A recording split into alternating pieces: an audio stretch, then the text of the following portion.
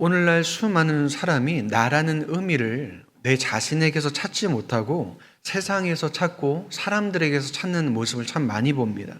그래서 나는 얼마나 일을 잘하나, 나는 얼마나 큰 성과를 내는가, 얼마나 맡겨진 역할을 잘 수행하고 있는가, 그리고 사람들로부터 얼마나 큰 인정과 칭찬을 받고 있는가에 자신의 가치를 두고 살아간다는 거죠. 그런데 그 결과가 어떨까요? 자신이 진정으로 좋아하는 것이 무엇인지 모를 뿐 아니라 그것을 어떻게 찾아야 하는지도 알지 못하는 이들이 더욱더 많아졌습니다. 그렇게 된 데는 여러 가지 이유가 있겠지만 그중 하나는 자신이 좋아하는 것을 스스로 경험하고 탐색하기보다 사람들이 좋아하는 것, 세상이 좋다고 말하는 것을 먼저 교육받았고 그것이 좋다라고 교육받았기 때문에 그렇습니다. 그래서 세상에서 실패했을 때, 성과를 내지 못하고 맡겨진 역할을 잘하지 못했을 때 사람들로부터 인정과 칭찬을 받지 못하면 어떻게 생각할까요? 나는 잘못된 사람이다. 나는 잘못됐다. 나는 틀렸다. 라는 생각에 사로잡히게 됩니다. 그래서 그 시간이 지속되게 되면 비교 속에서 열등감과 공허함을 느끼고 결국 삶의 방향을 잃어버리게 된다는 거죠. 여러분, 내가 나를 모르면 결국 세상의 기준에 따라서 사람들이 말하는 것을 따라서 나를 결정하게 됩니다. 이는 마치 내가 딸기 우유를 좋아하는지 초코 우유를 좋아하는지를 내가 선택하는 것이 아니라 사람들이 결정해주고 세상이 결정해 준 대로 그것이 내가 좋아하는 것이라고 믿고 살아가는 것과 다르지 않다라는 거죠. 그런데 이러한 일이 예수 그리스도를 믿고서도 여전히 반복되는 경우가 너무나 많다는 것입니다. 예수님을 믿는다고 고백하면서도 여전히 내가 누군지, 내가 어떤 존재인지를 세상의 기준과 기대를 따라서 결정해 버린다는 거죠. 그렇다면 나는 어떤 기준을 따라서 나를 결정해야 하고 나라는 존재는 어떤 의미를 갖고 어떤 정체성을 가져야 하는지 오늘 함께 나눠보고자 합니다. 오늘 본문을 보면 한 율법 교사가 예수님을 시험하기 위해서 어떻게 해야지 영생을 얻을 수 있는지에 대해서 질문을 합니다.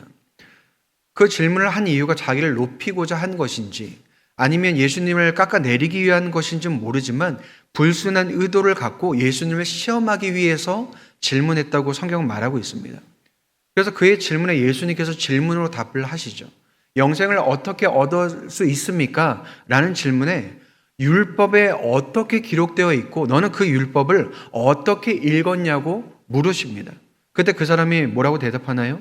27절에 대답하여 이르되 내 마음을 다하며 목숨을 다하며 힘을 다하며 뜻을 다하여 주 너의 하나님을 사랑하고 또한 내 이웃을 내 자신과 같이 사랑하라 하였나이다 라고 대답을 합니다. 예수님께서 그 대답을 듣고 뭐라고 말씀하시냐면 잘 대답하였다.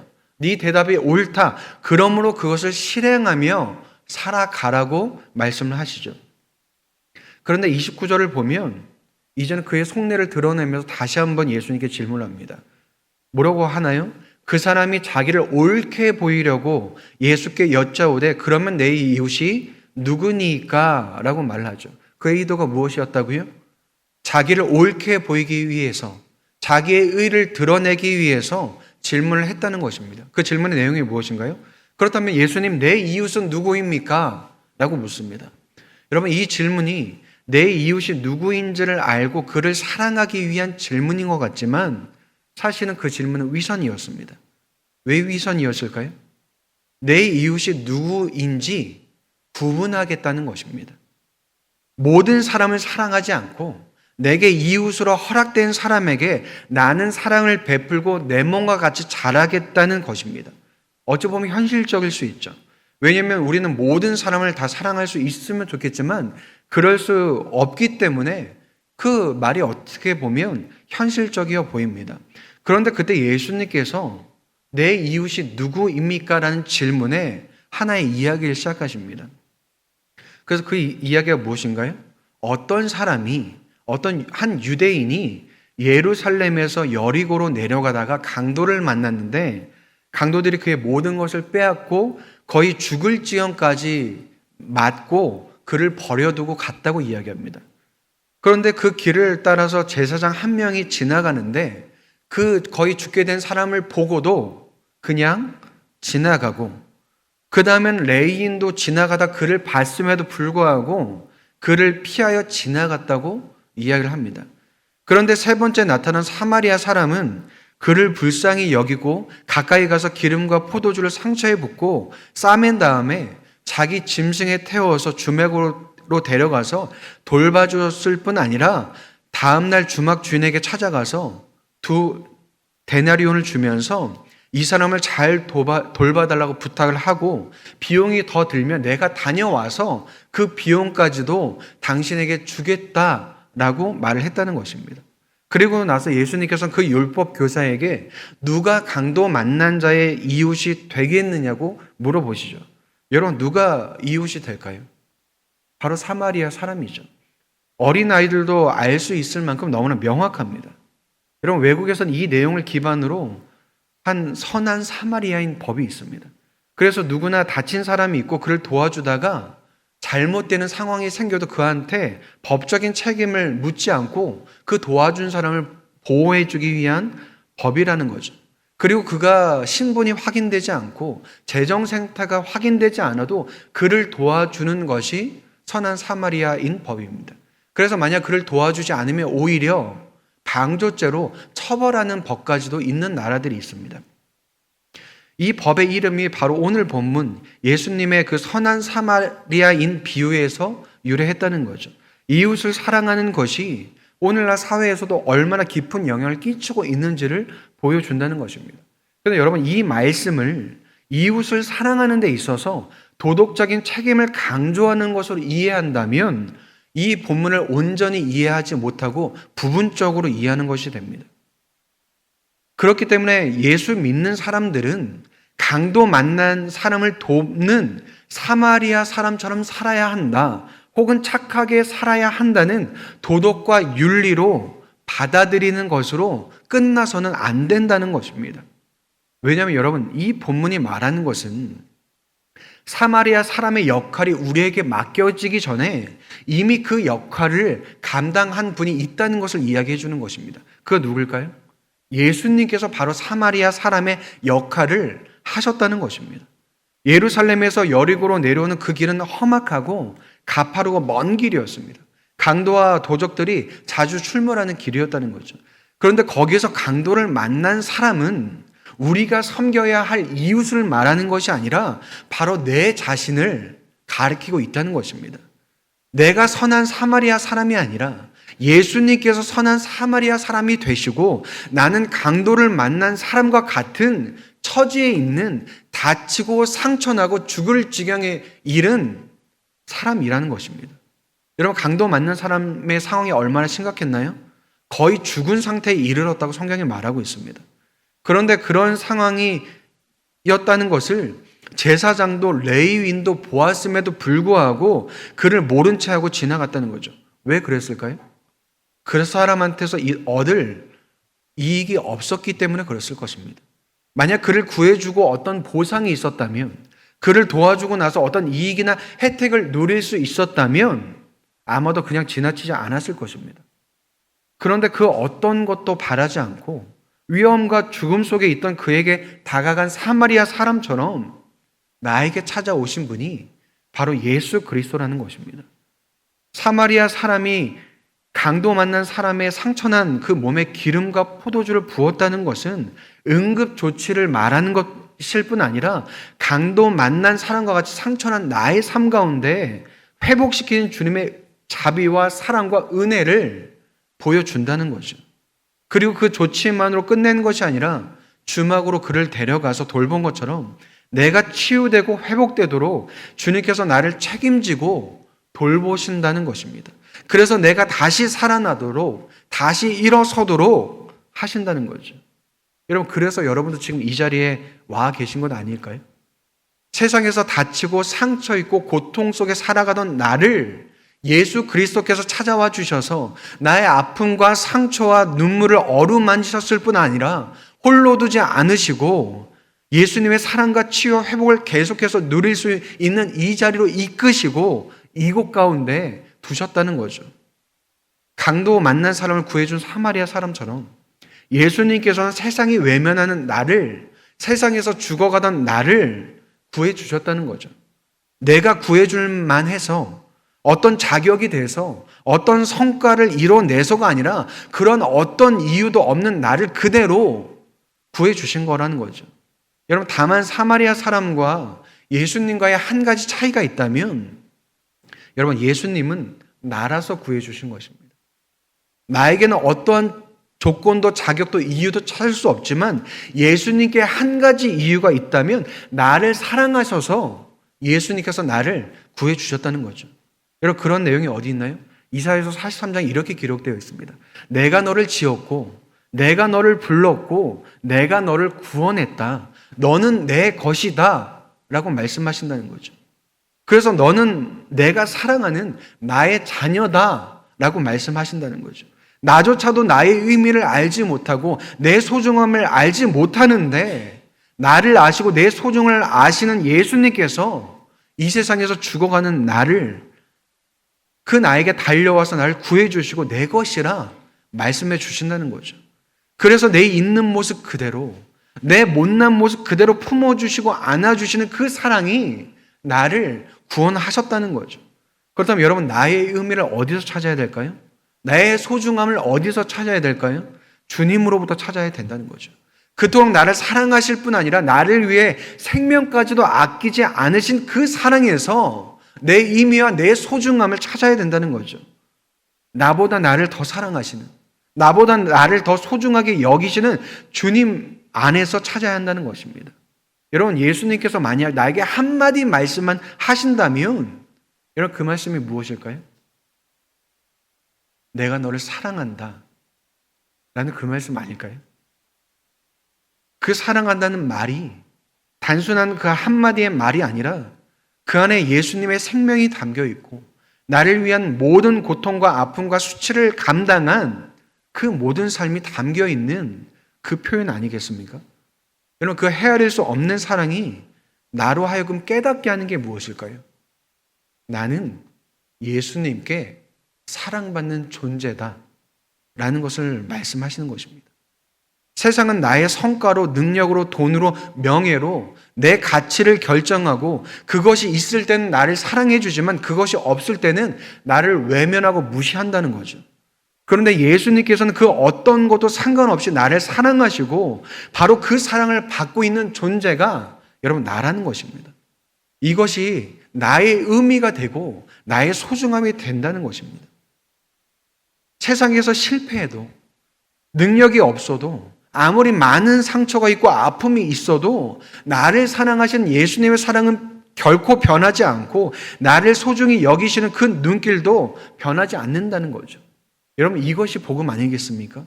이것이 내 삶에 무엇과도 바꿀 수 없는 복되고 기쁜 소식이 된다는 거죠. 그래서 그 사랑이 이제는 나의 정체성이 되고 그 복음이 나의 정체성이 되는 것입니다. 세상 속에 고통과 죄와 사망 가운데서 내가 다시 살아났을 뿐 아니라 변화된 정체성을 갖고 살아가는 것이 바로 새로운 삶, 거듭난 삶이 된다는 거죠. 여러분, 거듭났다는 게 무엇인가요? 다시 태어났다는 것입니다. 그 사랑 속에서 다시 새로운 사람으로, 새로운 피조물로 태어났다는 거죠. 여러분, 물론 우리는 부족합니다. 여전히 실수와 실패 속에서 살아가죠. 그런데 변하지 않는 사실이 무엇이라고요? 주님께서 나를 구원하셨다는 것, 나를 사랑하신다는 것에는 결코 변함이 없다는 것입니다. 그렇기 때문에 우리의 정체성도 우리의 소중함도 예수 그리스도의 사랑 가운데 둔다면 변하지 않는다는 것이죠. 여러분, 요한복음 4장에 보면 예수님께서 사마리아 지역을 지나가실 때 수가라 하는 한 동네를 지나가게 되셨습니다. 근데 그 길을 가시다가 우물 곁에 앉아서 잠깐 쉬셨는데 그때가 성경은 6시라고 말을 하고 있습니다. 성경에서 6시는 정오 12시를 말합니다. 그런데 사마리아 여인 하나가 물을 길러 왔는데 예수님께서는 그 여인에게 물을 달라고 요청하십니다. 근데 그때 여인이 하는 말이 무엇인가요? 유대 사람들은 사마리아 사람들에게 상종하지 않는데 어떻게 해서 저한테 물을 달라고 하십니까? 라고 묻습니다. 여러분, 당시 유대 사람들은요, 사마리아 사람들을 짐승처럼 여겼습니다. 그 이유는 여러 가지 이유가 있지만 북이스라엘과 남유대로 나뉘어졌을 때 북이스라엘이 아수르에 의해 멸망당하는데 아수르가 어떤 정책을 펼쳤냐면 이방 사람들을 이주하게 해서 그 혼혈 정책을 펼쳤습니다. 그렇기 때문에 그 일이 계기가 되어서 유대인들은 우리는 순수 혈통이고 당시 사마리아 사람들은 같은 민족임에도 불구하고 당신들은 더러운 피다. 당신들의 피는 부정하다라고 하면서 그들을 짐승과 같이 여기기 시작하는 것입니다. 그런데 그런 사마리아 사람들 중에서도 해가 가장 센 정오의 물을 길러온 여인은 더 부정하고 죄가 많아서 사마리아 사회에서도 외면을 당하는 여인이었다는 것을 우리가 알 수 있다는 거죠. 그런데 예수님께서는 어떻게 하시나요? 그에게 찾아가셔서 물을 달라고 하신 것입니다. 그래서 예수님께서 하시는 말이 무엇이냐면 그 여인에게 남편이 5 있었지만은 지금은 없고 지금 있는 남자조차도 남편이 아닌 것을 알고 계셨고 그것을 그에게 말씀하십니다. 그럼에도 그 여인에게 하시는 말씀이 무엇일까요? 요한복음 4장 14절에 이렇게 기록되어 있습니다. 내가 주는 물을 마시는 자는 영원히 목마르지 아니하리니 내가 주는 물은 그 속에서 영생하도록 솟아나는 샘물이 되리라 라고 말을 하죠. 그럴 때 그 여인이 뭐라고 하나요? 내게도 그 물을 달라고 이야기하죠. 그러면서 메시아 곧 그리스도가 오실 줄을 내가 알고 있고 믿고 있습니다 라고 말할 때 예수님께서 뭐라고 말씀하시냐면 당신이 말하는 그가 곧 나다. 그 메시아가 나라고 말씀해 주십니다.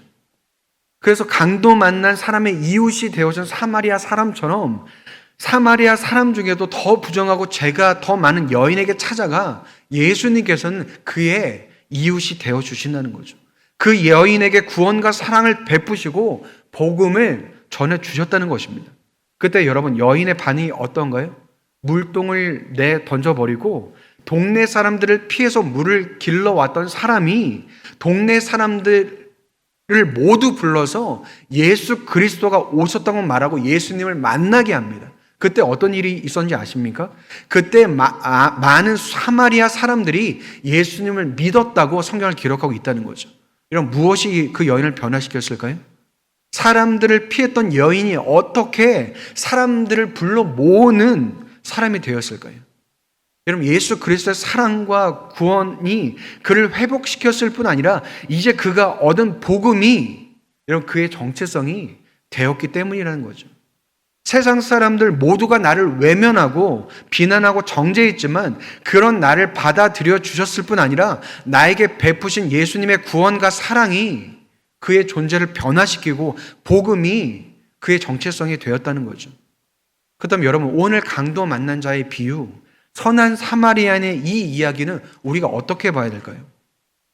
도덕적인 책임으로 혹은 선한 행동으로 바라봐야 할 것이 아니라 예수 그리스도의 사랑과 구원과 복음을 받고 누리는 자는 그 정체성을 갖고 살아가야 할 우리의 모습이 선한 사마리아인과 같다는 것입니다. 어떤 의무와 책임이 아니라 예수를 믿는 우리의 정체성과 존재가 이미 그러한 삶의 모습을 내포하고 있다는 것을 이야기해 준다는 것입니다. 오늘 본문 초반에 영생에 대해서 율법교사가 물을 때 율법교사가 하나님 사랑과 이웃 사랑에 답하고 예수님께서는 그것이 옳으니 그대로 살라고 말씀하셨습니다. 여러분 예수를 믿는 사람, 그 구원과 사랑을 누리고 복음이 정체성이 된 사람에게는 하나님을 사랑하고 누리는 것은 여러분 나의 존재와 정체성의 뿌리가 되고 이웃을 사랑하는 것은 나의 존재와 정체성의 열매가 된다는 거죠. 다시 말하면 하나님을 사랑하는 것이 내 정체성의 뿌리가 되고요. 이웃을 사랑하는 것이 내 정체성의 열매가 된다는 것입니다. 뿌리 없이 열매가 있을 수 없는 것처럼 뿌리와 열매는 나뉘어진 것이 아니라 서로 떨어질래야 떨어질 수 없는 연결을 갖는다는 거죠. 그렇다면 하나님의 사랑을 공급받으며 그 사랑을 이웃에게 나눈 이들이 바로 그리스도인인 것입니다. 단순한 통로가 아니라 하나님 안에서 새로운 존재로서 이 세상 속에 나타나며 살아가는 이들이 그리스도인들이라는 거죠. 여러분, 그렇기 때문에 여러분, 그리스도인들은 교회에만 국한된 사람들이 아닌 것입니다. 교회를 무시하는 하라는 것이 아니라 하나님으로부터, 교회로부터 시작해서 세상까지로 확장되어지는 사람들이라는 거죠. 그것이 책임과 의무이기 이전에 여러분, 우리의 존재가 그렇다는 것입니다. 포도나무에 여러분 뭐가 열리나요? 포도가 열리죠. 감나무에 감이 열리죠. 나라는 존재가 예수님의 사랑과 구원과 복음이란 정체성을 갖는다면 나의 삶에서도 그 사랑과 구원과 복음이 열매로 맺혀질 수밖에 없는 존재들이라는 것입니다. 근데 여기서 중요한 것은 무엇일까요? 내가 그 열매를 맺는 것이 아니라 그 열매가 맺어진다는 사실입니다. 내 안에 계시는 예수 그리스도, 그가 주신 구원과 사랑과 복음으로 이루어진 정체성으로 인해서 여러분, 우리의 이해가 달라지고 선택이 달라지고 관계가 달라지고 방향이 달라진다는 것입니다. 무슨 말일까요? 새로운 삶이 시작되었고 그 삶이 변화되었다는 거죠. 그런데 여러분, 만약 정체성을 잃어버리면 어떻게 될까요? 오늘 본문에 나온 제사장과 레위인처럼 됩니다. 그들은 율법을 지키고 제사를 섬기는 이들이었죠. 율법적으로 시체나 부정한 것을 만져서는 안 되는 사람들이 맞았습니다. 그래서 강도 만난 사람을 보았음에도 어떻게 반응했나요? 모른 척하고 그냥 갔죠. 그들이 생각하는 하나님의 기준으로 사람이 아닌 율법을 선택하고 제사를 선택했다는 거죠. 그런데 여러분, 율법은 지켰지만 율법에 담긴 정신은 그들이 몰랐고 제사를 드렸지만 그들에게 참된 회개는 없었다는 것입니다. 정체성을 잃어버리면 여러분, 신앙이 무엇이 되냐면 종교가 됩니다. 여러분, 종교는 우리에게 책임과 의무만을 남깁니다. 그래서 그것을 지켰는지 지키지 않았는지가 유일한 기준이 된다는 거죠. 그런데 여러분, 온전한 신앙은, 온전한 정체성은 하나님의 사랑으로 가득하고 그 사랑이 어디에든지 나타나게 한다는 거죠. 그래서 예수님께서는 나의 이웃이 누구인가가 아니라 내가 바로 그 이웃이 되어주라고 말씀하십니다. 이게 무슨 차이가 있을까요? 누가 나의 이웃인지를 찾고 구분하는 것이 아니라 내게 주신 사랑으로 다른 모든 사람들에게 이웃이 되어주라는 거죠. 예수님께서 내 이웃이 되어주신 것처럼 나 또한 그들의 이웃이 되어주라고 말씀하고 계시는 것입니다. 그래서 이웃을 사랑하는 일이 내가 하는 일이 아니라 나를 통해서 예수 그리스도가 하시는 일이 될 수 있도록 하게 하라는 거죠. 여러분, 예수님께서 우리에게 도덕적으로 윤리적으로 더 나은 사람이 되고 착한 사람이 되라고 요청하시는 것이 아닙니다. 사랑받는 자로서 사랑하며 살아가라고 말씀하시고 그것이 우리의 정체성이 되며 사랑받는 하나님의 자녀로서 하나님 나라의 백성으로서 합당한 삶이다를 오늘 우리에게 말씀해 주신다는 거죠. 그리고 그렇게 사랑할 수 있는 이유가 무엇이라고 말씀하시나요? 요한일서 4장 19절에 보면 우리가 사랑함은 그가 먼저 우리를 사랑하셨음이라 라고 말하고 있습니다. 우리가 예수 그리스도의 그 사랑을 받았고 누렸기 때문이라고 말하는 거죠. 그렇기 때문에 그 다음 요한일서 4장 21절에는 우리가 이 계명을 주께 받았나니 하나님을 사랑하는 자는 또한 그 형제를 사랑할지니라 라고 말씀하신다는 거죠. 결국 하나님을 사랑하는 자는, 그 사랑을 누리는 자는 다른 이를 사랑하라라고 말씀하시는 것입니다. 그렇다면 여러분, 오늘 말씀을 통해 다시 물어야 할 질문은 나는 어떤 기준으로 나를 정의하고 살아가는가를 물어보아야 한다는 거죠. 세상의 기준으로 나를 정의하는가? 아니면 사람들의 기대로 나를 정의하는가? 아니면 나를 찾아와 주시고 나를 사랑하셔서 생명까지 주신 예수 그리스도의 사랑으로 나를 정의하고 나의 의미를 발견하고 살아가는가를 보아야 한다는 거죠. 여러분, 그 사랑이 내 존재를 변화시키고요. 그 사랑이 내 정체성이 되고요. 그 사랑이 나로 하여금 이웃이 되어주는 삶으로 이끌고 있다는 것입니다.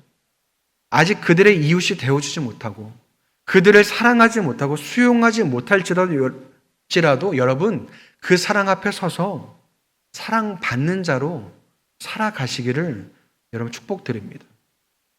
왜냐하면 그 사랑이 모든 것의 시작이고 모든 것의 끝이기 때문에 그렇습니다. 그리고 그 사랑 안에서 다시 일어설 수 있고 다시 사랑할 수 있기 때문에 그렇다는 거죠.